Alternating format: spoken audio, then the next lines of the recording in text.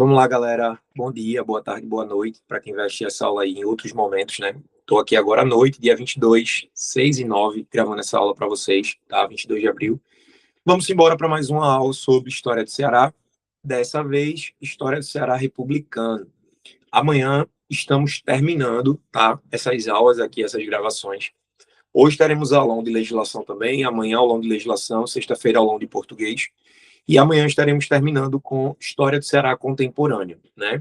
Para pegar aí uma base mais contemporânea também da história do Estado, né? Durante a República, agora sim, Estado, tá? Vamos reproduzir aqui o material para vocês. Vou tentar ser o mais objetivo e rápido possível, para a aula não ficar tão longa, né? Uma aula de meia hora eu acredito que é o ideal para vocês resolverem essas questões aí. Então aí, uma frasezinha inicial, né, do material. A democracia no Brasil foi sempre um lamentável mal-entendido. Uma aristocracia rural e semifeudal importou-a e tratou de acomodá-la aos seus direitos ou privilégios. Uma frase do Sérgio Buarque de Holanda, né, um dos grandes intérpretes do Brasil aí, autor de Raízes do Brasil. Então vamos lá para o nosso material de História Republicana. Mesmo esquema, vocês pausam para responder, eu vou fazendo a leitura, mas vocês também podem fazer essa leitura em casa, beleza? A queda da oligarquia de Nogueira Scioli, em 1912, no Ceará, costuma ser associada à política salvacionista federal. Contudo, historiograficamente, a derrocada do aciolismo estruturou-se de forma decisiva por pressões internas, capitaneadas fundamentalmente pelo quê? Então, sobre o Ceará republicano, eu preparei 2 materiais. O único que a gente vai corrigir aqui é esse, mas a galera que tem acesso ao Drive de História vai ter o outro material também de Ceará republicano que está lá disponível já, beleza? São 2 materiais. Eu escolhi esse para a gente resolver. Então, vamos embora.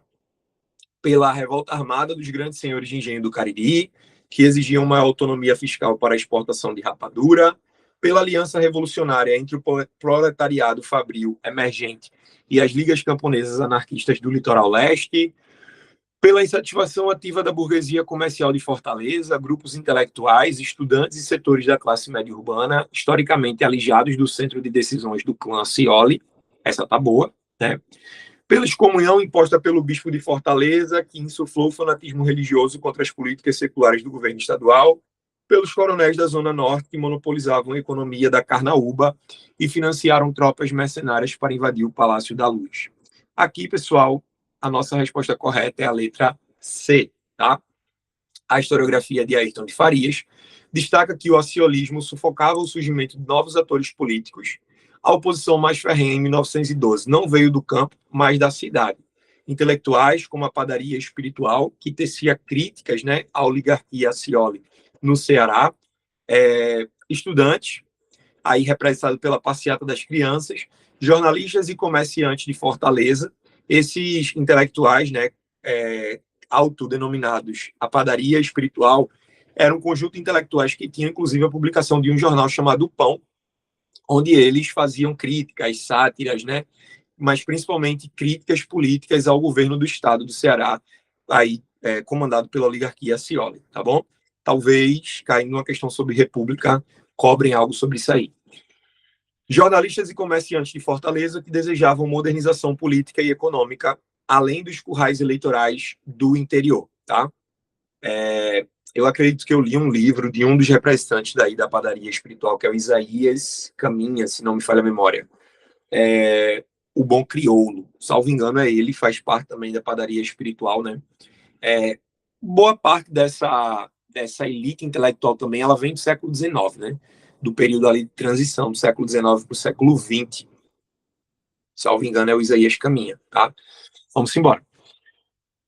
Fim do aciolismo, foco na classe média urbana, intelectuais e burguesia comercial de Fortaleza, oposição orgânica mais oportunismo da intervenção federal, né, do Hermes da Fonseca, que vai aplicar essa política do salvacionismo aí no Ceará, né? Tem relação também com a resistência do Juazeiro. O Juazeiro vai resistir a essa tentativa de demolir o poder da oligarquia Scioli, né, no Ceará. O célebre Pacto dos Coronéis, orquestrado com a chancela do padre Cícero em Juazeiro do Norte, constitui um divisor de águas na política republicana cearense. Sua função estrutural no xadrez político da época foi o quê? Então vamos lá, né? Decretar a independência do Cariri cearense frente ao domínio tributário escorchante do Rio de Janeiro? Não. Blindar o governo central de Nogueira Scioli contra a intervenção salvacionista de Hermes da Fonseca, unificando os chefes locais historicamente rivais em um compromisso de lealdade mútua? Pessoal, então, eu acabei de cantar essa resposta aqui, né? O padre Cícero, o primeiro prefeito do Juazeiro do Norte, né? Ele vai justamente ser importante para blindar, politicamente falando, junto à opinião pública dos seus seguidores, principalmente, né, a política oligárquica dos Acciolis, né, e aí do Nogueira Scioli, né. Então, ele solidifica essa política do coronelismo aí no Ceará através do Pacto dos Coronéis, em 1911, que tem no Padre Cícero e no movimento do Juazeiro do Norte uma célula política e um braço, de certa forma, armado, né, tanto fisicamente quanto mentalmente, né, de convencimento dessa população de ficar em favor do governo do Estado e contra o governo central, contra o governo federal. O Pacto dos Coronéis, engendrado politicamente por Floro Bartolomeu, usou a autoridade moral sagrada de Padre Cícero para colocar antigas oligarquias inimigas, como os Macedo e os Belém, sentadas na mesma mesa. O objetivo era firmar um cinturão de solidariedade para proteger o coronel dos coronéis, Nogueira Scioli, das ameaças de intervenção do presidente Hermes da Fonseca. Tá? Então aqui, ó, Pacto de 1911, Floro mais Padre Cícero unem coronéis rivais para salvar o mandato de Nogueira Scioli da intervenção federal. Beleza? Vamos que vamos. Terceira questão. Lembrando, pausem para responder, tá? Eu vou mais rápido aqui, até porque daqui a pouco eu vou começar o aulão de legislação. As secas de 1915 e 1932, no Ceará, foram marcadas pela adoção de políticas públicas extremas, chamados campos de concentração ou currais do governo. A análise sociológica aponta que o apoio da elite letrada e médica a esses espaços baseava-se no quê? Então aí, ó, 15, 30, racismo, pseudocientífico, teorias raciais, ascensão do nazismo, nazifascismo na Europa, né? Essas teorias sendo instrumentalizadas politicamente, teorias higienistas ainda eram muito fortes, aí, muito em voga à época, tá? Então, a gente tem que trazer isso à memória na hora da prova, né? A teoria iluminista de ressocialização pelo trabalho, transformando retirantes em técnicos agrícolas da elite, não. No darwinismo social e no higienismo, tratando o sertanejo retirante como vetor de pestes biológicas e degradação moral, que precisava ser contido nas periferias para não manchar o progresso da capital. Então, a letra B já é a nossa boa, né? Se vocês olharem esses movimentos, eles são rechaçados e são perseguidos e caluniados, né, difamados, assim como Canudos foi no final do século XIX. Então, esse período ainda é um período de um contínuo de determinadas políticas do Estado, né, de determinadas necropolíticas do Estado republicano, que nada mais é do que um Estado oligárquico controlado pelas antigas elites cafeicultoras, açucareiras do período imperial, né, que destronaram Dom Pedro II, né, e o futuro terceiro reinado de Princesa Isabel, porém, entretanto, todavia, não mudaram a sociedade brasileira, não reformaram a sociedade brasileira ao proclamar a República, né? Disso vocês já sabem, obviamente, falando aqui só para contextualizar. Então, os intelectuais e médicos da época, como os ligados ao sanitarismo republicano, justificavam o aprisionamento dos flagelados usando o discurso científico de época, o eugenismo e a profilaxia. Temia-se que a massa miserável trouxesse a varíola e destruísse a estética da fortaleza da Belle Époque. A segregação espacial era biopolítica estatal em ação, necropolítica, basicamente, né? Campos de concentração entre 15 e 32, não era caridade, era biopolítica, higienismo e segregação social para proteger os olhos e a saúde da burguesia fortalezense. Aqui só um bisuzinho para a gente gravar, né? O aniquilamento da comunidade do Caldeirão do Santa Cruz do Desterro, aí que é parecido mesmo com Canudos, nesse movimento, sob a liderança do Beato Zé Lourenço, marcou o uso inédito da Força Aérea Brasileira contra civis. A justificativa governamental focava no combate ao comunismo e ao fanatismo. No entanto, o real motivo da destruição da comunidade foi muito parecido esse movimento aí do Zé Lourenço com o movimento de Canudos, né? Então, falou sobre Caldeirão da Santa Cruz do Desterro, um movimento que aconteceu em 1936. Falou sobre a liderança do Beato Zé Lourenço. Lembrem do movimento messiânico de Canudos, contestado que vocês conseguem associar e responder bem. tá? A iminente aliança do Beato com os remanescentes da coluna Prestes, visando instaurar a República Socialista Soviética do Nordeste, o sucesso de um modelo econômico cooperativo e autossuficiente, perdão, pessoal, que retirava a mão de obra submissa das fazendas da região, ameaçando o poder fundiário dos coronéis e o monopólio clerical da fé. Então, é basicamente isso, né? Um movimento muito parecido com o movimento de Canudos. Eu arrisco muito uma questão sobre esse movimento aqui, o movimento do Caldeirão, da Santa Cruz do Desterro, tá?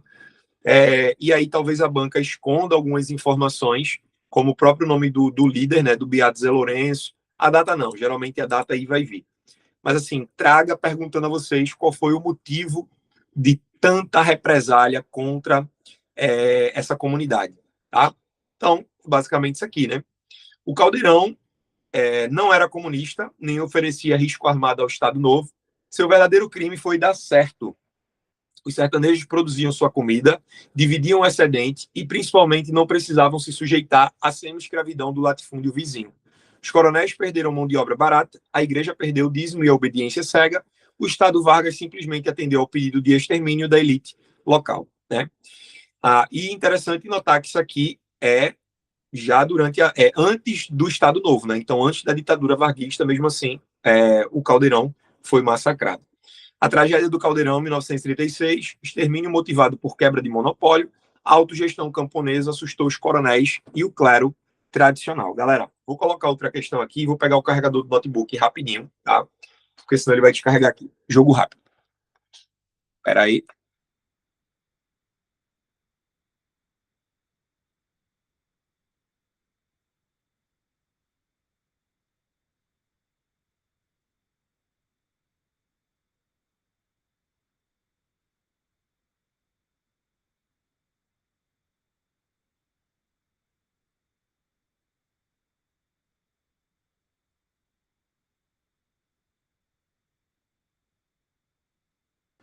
Vamos lá, voltei.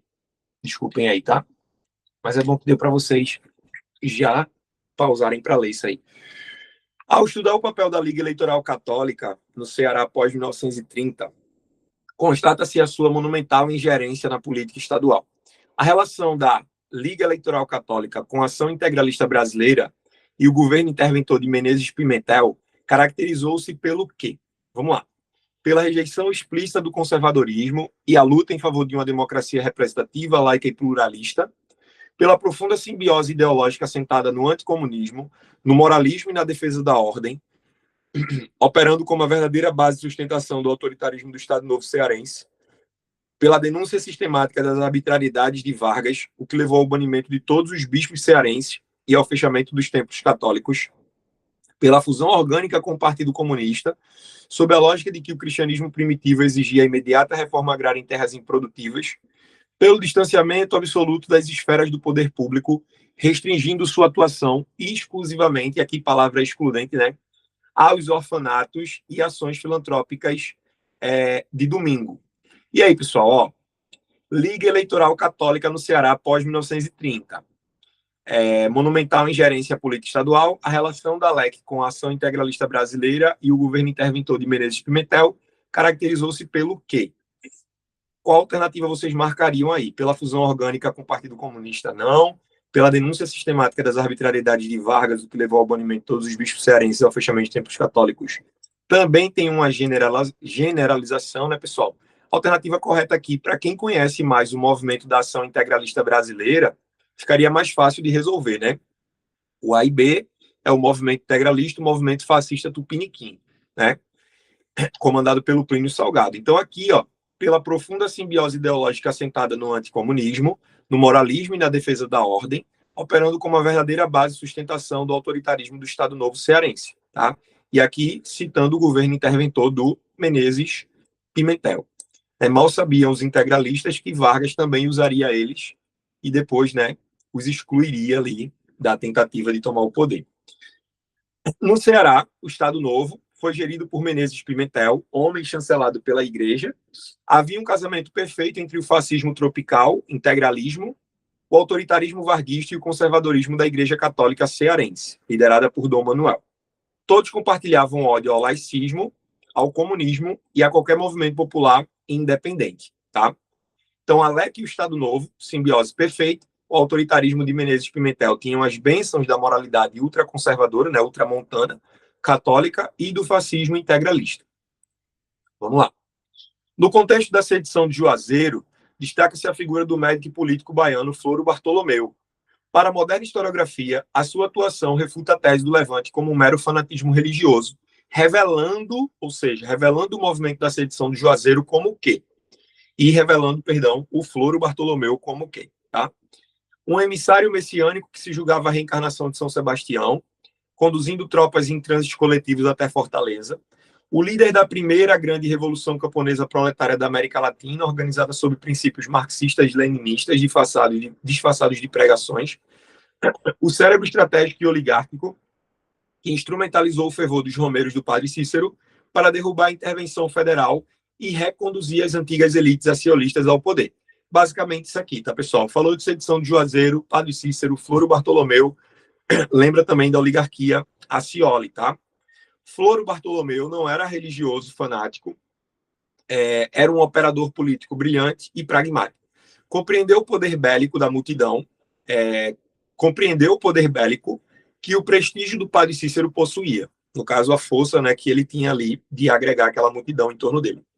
Vestiu a luta oligárquica de coronéis defenestrados, Pinheiro Machado e da dinastia, da oligarquia Scioli, né, contra o governador Franco Rabelo, com a roupagem de guerra santa para insuflar os romeiros a lutar e morrer pela causa política da elite. Então, Floro Bartolomeu, o grande arquiteto político de 1914, sedição de Juazeiro, usou a fé popular dos romeiros de Cícero como arma bélica e bucha de canhão a favor das velhas oligarquias. Vamos que vamos. A passagem da coluna Prestes pelo Ceará, 1926, forçou o Estado oligárquico a adotar medidas emergenciais. Lembrando de pausar aí, tá, pessoal? Porque eu vou ter que corrigir rápido aqui. O episódio da visita de Lampião a Juazeiro do Norte, nesse período, ilustra do ponto de vista sociológico que o cangaço atuava como uma força puramente justiceira, rejeitando qualquer acordo com os coronéis para preservar sua moral revolucionária, não. Subverteu a autoridade eclesiástica, aprisionando o padre Cícero e exigindo resgate ao governo de Washington Luiz, não. Todo mundo sabe, né, que reza a lenda e tem fundos de verdade nessa lenda que Lampião era devoto de padre Cícero e muito benquisto. Gostava muito do padre Cícero, né? Era uma estrutura fluida, capaz de formar alianças fisiológicas com o Estado e o poder local, recebendo armas, anistia e patente. A patente de capitão da polícia militar, realmente, o Lampião chegou a receber essa patente, né? Para reprimir ameaças conjuntas com o tenentismo. Então, sim, é a alternativa correta, né? A concessão da patente de capitão dos batalhões patrióticos a Virgulino Ferreira, o Lampião, por Floro Bartolomeu e Padre Cícero, com a anuência velada das autoridades estaduais, mostra simbiose entre bandidagem ou banditismo, né, e Estado na República Velha. Quando o Estado temia a coluna Prestes, não hesitou em oficializar e armar bandoleiros sanguinários para proteger o status quo e a reprodução desse status quo, né?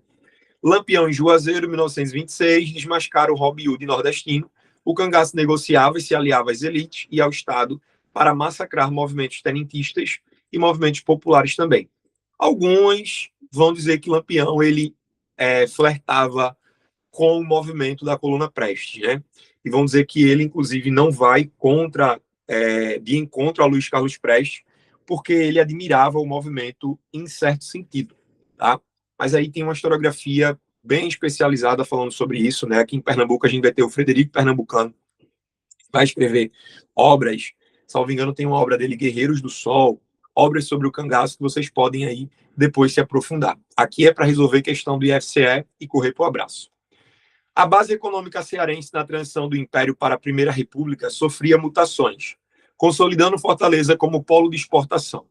Nesse período, a riqueza gerada pela árvore da providência foi vital para os coronéis, mas perpetuou a miséria do trabalhador braçal. O produto-chave referido é o quê, pessoal? Essa árvore da providência aí no final do século XIX, início do século XX. Que economia foi essa? Foi o café da Serra de Baturité, foi o látex da seringueira, que adaptado ao clima semiárido substituiu o algodão durante a Revolução Industrial Americana, Foi a cana-de-açúcar, retomando a estrutura dos grandes engenhos holandeses. Foi a cera de carnaúba, extrativismo vegetal, fortemente demandada pelo mercado externo para isolantes e discos de vinil, gerando riquezas apropriadas pelas elites do Vale do Acaraú. Ou foi a mamona, que sustentou toda a malha ferroviária do Nordeste através da produção rudimentar de biodiesel. E aí, pessoal, qual alternativa vocês marcariam aqui?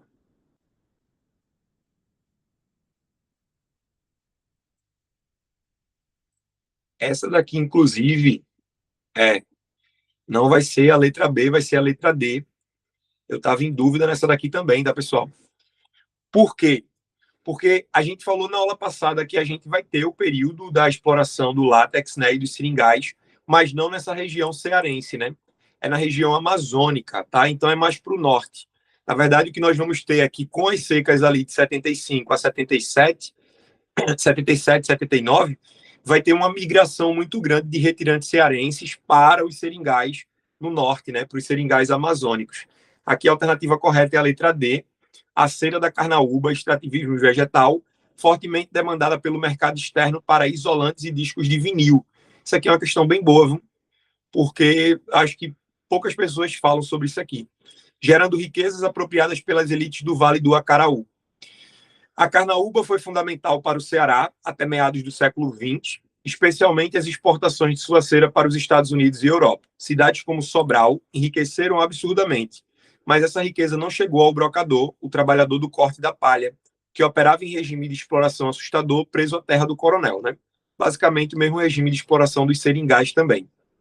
Então, ciclo da carnaúba, enriquecimento brutal das elites exportadoras de Sobral, versus exploração subhumana do trabalhador extrativista rural. Muito boa essa questão aqui, tá? Árvore da Providência, pessoal. Carnaúba, tá? Não esqueçam.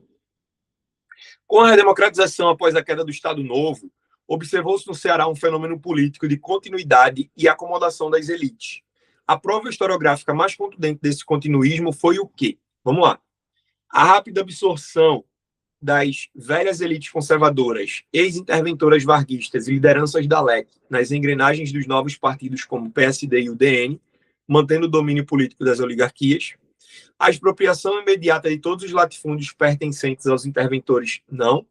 A aprovação da Constituição Estadual de 1947, que proibiu definitivamente sacerdotes católicos, não. Isso aí está errado, né? O fuzilamento em praça pública dos antigos quadros do integralismo, exigido pelos veteranos da Força Expedicionária Brasileira, absurdidade. O isolamento econômico do Ceará perante o governo Dutra, como represália pelo apoio restrito, não, não, não. Pessoal, é a letra A, tá? Absorção dessas velhas elites pelos agora, né, pelos partidos que voltam ali à legalidade durante o fim da era Vargas e do Estado Novo, né? A política no Ceará e no Brasil muda de nome, mas não de donos. Com o fim do Estado Novo, os antigos apoiadores da ditadura e líderes atrelados à elite agrária e à Liga Eleitoral Católica apenas trocaram de roupa, filiando-se à UDN, União Democrática Nacional, ou PSD, e continuaram comandando o Estado como governadores, senadores e deputados, sem nenhuma ruptura estrutural. Tá? Fim do Estado Novo em 45, transformismo político, conservadores, udenistas e PCDistas eram, em essência, a mesma elite agrária clerical que apoiou Vargas. Tá? Última questão aqui, né? 10 de 10. As origens do movimento operário no Ceará, gestado na Primeira República entre ferroviários, gráficos e padeiros, distinguem-se radicalmente do sindicalismo varguista posterior por apresentarem o quê? Uma matriz assistencialista tutelada pela Igreja Católica, focada em rezas para a melhoria dos salários sem confronto patronal, absurdo isso aí, uma profunda influência do anarcossindicalismo, pautando-se na ação direta, nas greves combativas e na independência total frente às amarras e leis do Estado burguês, um corporativismo estatal severo, no qual os sindicatos operavam como meros despachantes burocráticos subordinados ao Ministério do Trabalho, o financiamento direto do governo de Nogueira Scioli para atuarem como milícia contra a burguesia oposicionista de centro, não. Um projeto de tomada de poder armado, alinhado fielmente ao fascismo italiano de Benito Mussolini. Pessoal, aqui, o que vai diferenciar o movimento operário do Ceará, né, do movimento operário, no caso do sindicalismo varguista, né, do peleguismo, desse movimento sindical ligado ao Ministério do Trabalho, ligado ao governo Vargas, né? A gente sabe que os sindicatos durante a era Vargas, eles foram controlados, né?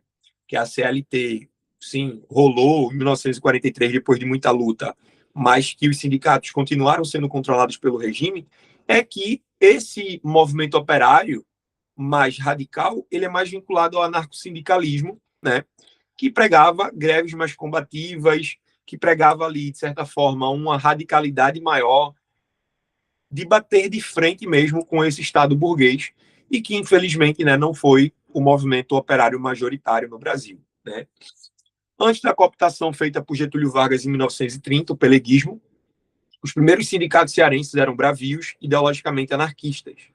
Eles não queriam leis do Estado, queriam a destruição do Estado burguês por meio da ação direta, sofriam repressão brutal das polícias estaduais das oligarquias, que vão dizer, né, que a questão social é uma questão de polícia, né? Salvo engano, o presidente que falou isso foi o Washington Luiz, né? Se eu não me engano, foi o Washington Luiz ou foi o Rodrigues Alves que falou que a questão social no Brasil era um caso de polícia, era uma questão da polícia resolver. Então, muitos desses movimentos operários eram resolvidos com muita repressão mesmo por parte da polícia, né? E aí a gente vai ter algumas cedências, né? Alguma coisa vai ser cedida aos operários durante a era Vargas, porém não é uma concessão, né? É realmente um fruto de um conjunto de lutas operárias, tá? De movimentos que vêm desde o final do século XIX. Aqui vai ficar 9 de 10, né? Porque teve aquela questão lá, que era a árvore da carnaúba, e aí, responsabilidade minha, tá? Pessoal, eu espero que vocês tenham gostado. Hoje foi bem apressado mesmo, porque já já eu vou entrar em aula aqui de novo com questões de legislação para o IFCE. Amanhã finalizamos aqui essas aulas de história para o IFCE, beleza? Tomara que vocês estejam gostando aí do projeto. E é isso. Vamos embora em busca das nossas conquistas, né? Fiquem com Deus. Até amanhã.